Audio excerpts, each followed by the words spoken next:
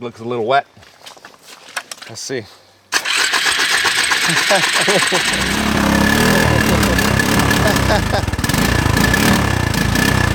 thanks for joining me here at Power Mods today. We're making changes to the 300 here, and our starter just started to go on this. You can see all the bang marks on it from me hitting with rocks and hammers in the bush trying to get it going. It's sticking.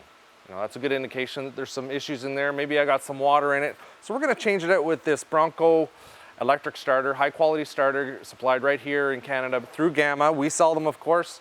We're gonna install it. It's very easy to do. Come on over here and let's check it out. First thing we're gonna do, we're gonna pop off this little cover here. There's not enough clearance in the back side of this starter for it to just pop out through the back like some of the older Hondas. They sort of just, the three-wheelers, you just yank them right at the back and then slip it right back in again. Not gonna happen with this one. But you gotta pop out this little gear that's in here. Easy peasy. Okay, boom. Oh, the poor old girl. A little bit of goo in there. It's okay. And just remove your top bolt there.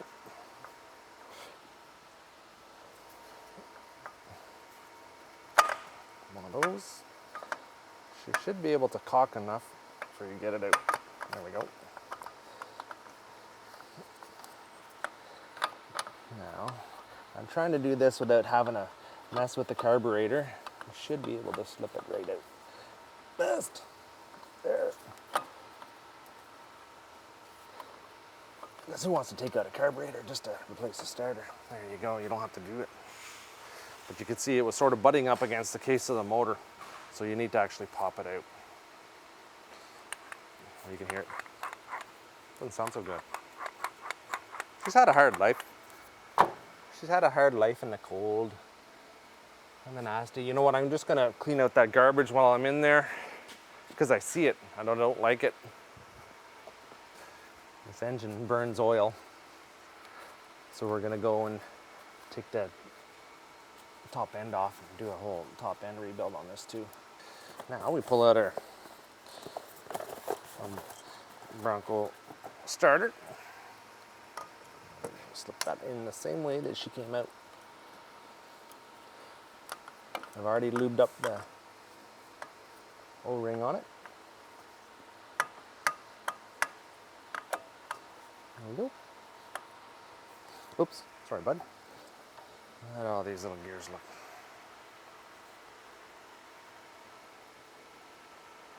Not too bad.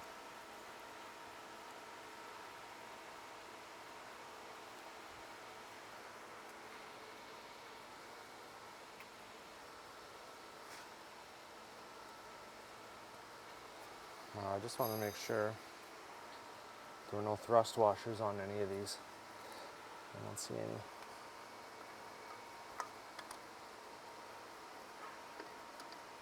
So it'll leave everything a little loose. Turn that if you need to. One of those. Long, short. Is that a long one? Nope. That's not long. This might be long. That's long.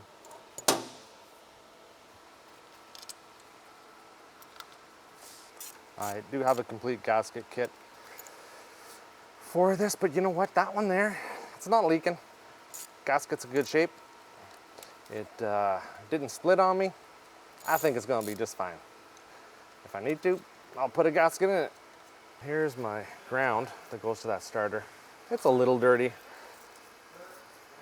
I could probably get away with not having to clean it, but I'm going to anyway because I know what's gonna happen. We're gonna be playing in the water with this bike.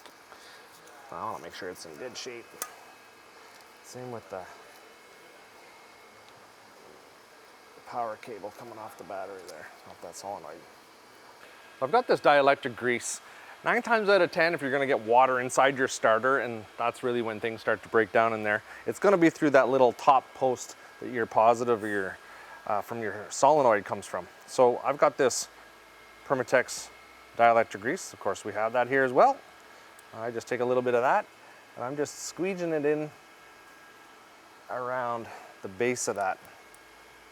I mean, you could probably get away with an RTV as well, but this dielectric is really the best to use when you're messing around with electrics, as they say. Bam. And if for whatever reason we need to take that off in the future, it's not going to be all rusted up. Because this poor bike, she's headed for a life of dirt and mud and water and just general kind of work at the shop. Don't over tighten these, you will snap everything inside. They don't need to be over tightened. A little bit extra grease in there, bam. Take that cap, push that cap down. So there's a little flange on that post, and that's for your little rubber boot to go over and sort of seal that up. So if you can squeeze that on, that's the way to do it. But no sense paying a mechanic to do this. I'm not a mechanic. This is easy peasy stuff.